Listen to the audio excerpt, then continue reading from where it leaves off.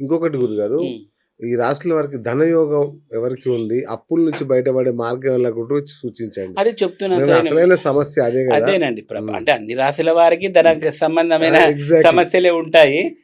కాబట్టి ఈ ముఖ్యంగా మిథున రాశి వాళ్ళైతే భయంకరమైన రాజయోగంలోనే ఉన్నారు. ఓహో! సూపర్. మిథున రాశి వాళ్ళు.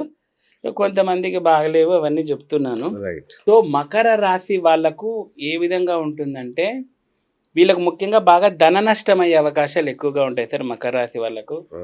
ప్రేమ వివాహాలు విఫలమవ్వడము, ప్రేమికుల మధ్య చిచ్చులు, తర్వాత ప్రేమికులు ఉంటే గిన వాళ్ళ తల్లిదండ్రుల వలన, ఇప్పుడు అమ్మాయి తల్లిదండ్రుల నుంచి పెద్ద రంపు అంటే ఇవేమంటారు, విపరీతమైన వార్స్, ఇవన్నీ కూడాను మనకు ఈ మకర రాశి వాళ్ళకి కనపడిస్తున్నాయి. తర్వాత మకర రాశి వాళ్ళకు ఆరోగ్యం కూడా ట్రబుల్ వచ్చే అవకాశం ఉంటుంది.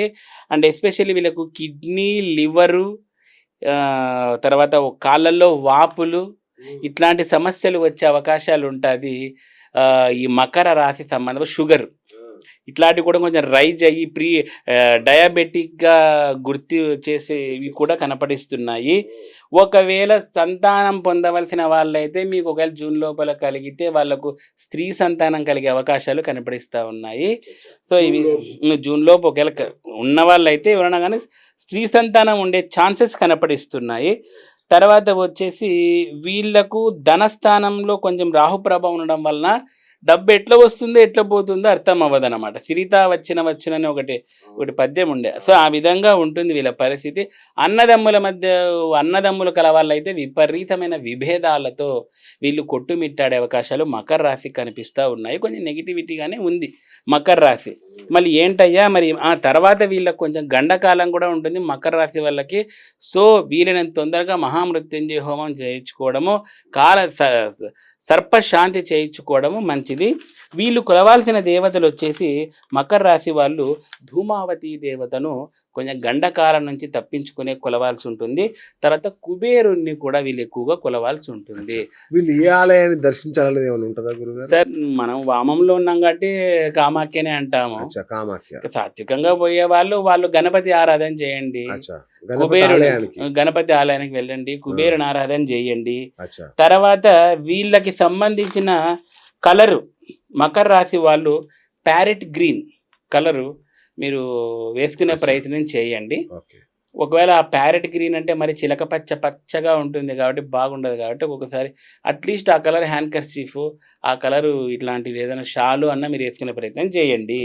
తర్వాత వీళ్ళు అవాయిడ్ చేయవలసిన ఫుడ్ వెజిటబుల్ ఆలు, పొటాటోని వీళ్ళు అవాయిడ్ చేయాలి జూన్ వరకు.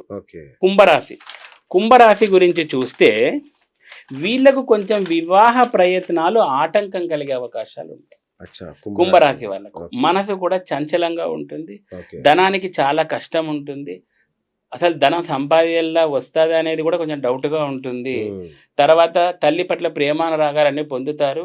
ఒకవేళ సంతానం కలగాల్సిన వాళ్ళు అయితే గిన వీళ్ళకు పుత్ర సంతానం కలిగే అవకాశాలు కనపడిస్తున్నాయి ఎవరికి, కుంభరాశి వాళ్ళకి. తర్వాత వీళ్ళకి కొంచెం ధనస్థానం బాగానే ఉంది, లక్ష్మీ యోగము ఉంది, కానీ కొంచెం శని ప్రభావం వల్ల ఆయన ఆటంకపరుస్తున్నాడు. కాబట్టి దీనికి సంబంధించి లక్ష్మీదేవి ఆరాధన ఎక్కువ చేయడం మంచిది.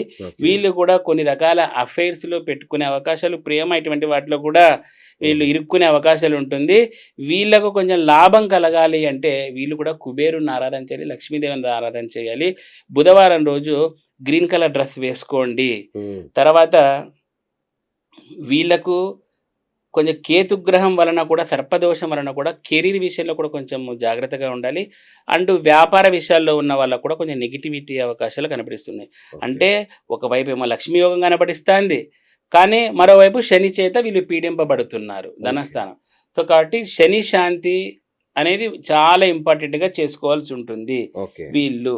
తర్వాత వీళ్ళకు సంబంధించి మనకు ఏ దేవతను ఆరాధన చేయాలంటే లక్ష్మీ ఆరాధన చేయాలి. తర్వాత కుంభరాశికి సంబంధించిన కలర్ ఏమేసుకోవాలంటే pearl white colour or cream colour మీరు ప్రిఫర్ చేయండి. తర్వాత వీళ్ళు అవాయిడ్ చేయవలసిన ఫుడ్ వచ్చేసి ఎస్పెషల్లీ ఈ వాటర్ బేస్డ్ ఫుడ్, అంటే ఈ పానీపూరి, భేల్పూరి, ఈ దహీపూరి, ఈ పూరీలో నీళ్ళు కలుపుకొని తాగే ఫుడ్స్ ఉంటాయి చూడండి కొన్ని, వాటిని వీళ్ళు అవాయిడ్ చేయవలసి ఉంటుంది.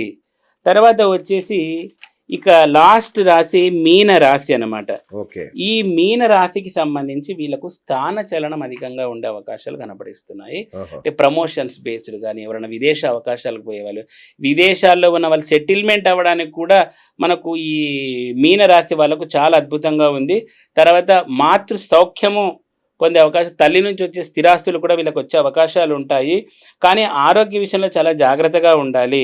తర్వాత వచ్చేసి వీళ్ళకు కూడా ప్రేమ ఇటువంటి వివాహాల్లో చాలా అనుకూలంగానే ఉంది. తర్వాత రాజకీయాల్లో ఉన్న వాళ్ళకు మంచి పలుకుబడి ఇవి కూడా లభిస్తున్నాయి.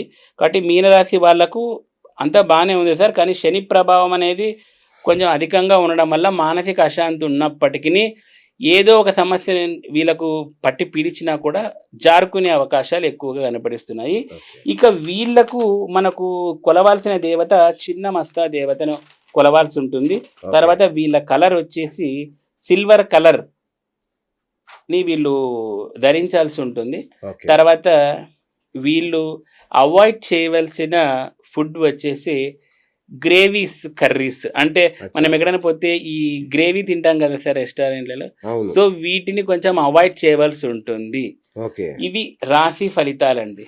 శుభం. సో మొత్తానికి ద్వాదశ రాశుల వారికి మిశ్రమంగా ఉంది. నెక్స్ట్ 2026 మిశ్రమంగా ఏం లేదు సార్, అంతా పాజిటివ్ గా ఉందా? ఏమీ లేదు.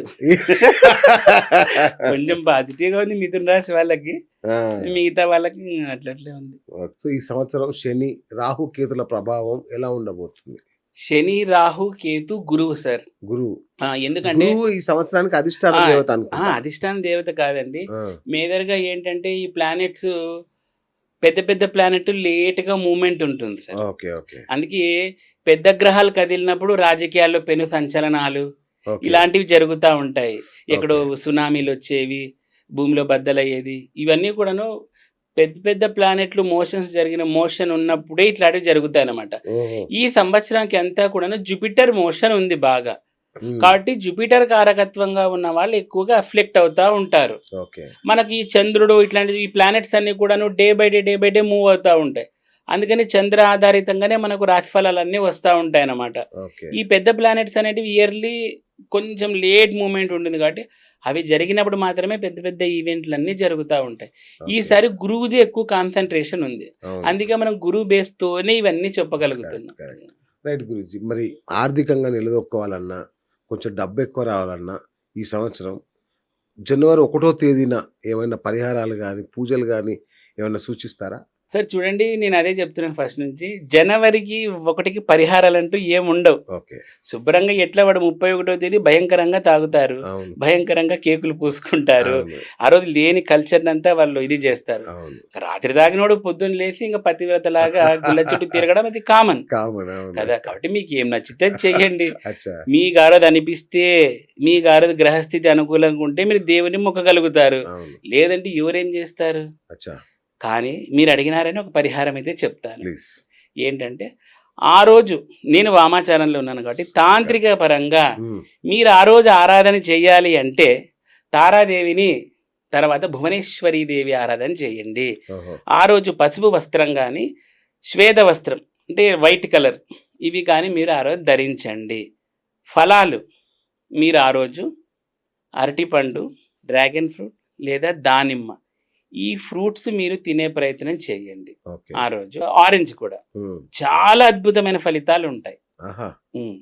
అంటే ఇంక చెప్పమన్నారు కదా, ఆ రోజు నేను చెప్తున్నాను కొన్ని రెమెడీస్. అదేలే. అంటే తాగింది దిగడానికి కూడా ఇవి అదే పనికొస్తాయి అనుకుంటా. తాగినోడికి మజ్జిగ ఇచ్చినట్టుంది. Yes, exactly. కాబట్టి ఇట్లాంటివి చేయండి. ఇట్లా రోజు 31 వాడు ఏం చెప్పినా వాడు వినడు. అవును. నైట్ అంతా దొరలేసి పొద్దున్నే మరి నామాలు పెట్టుకొని వెళ్ళిపోతాడు కాబట్టి గుడికి. రైట్. కనీసం ఇవన్నా పాటించండి.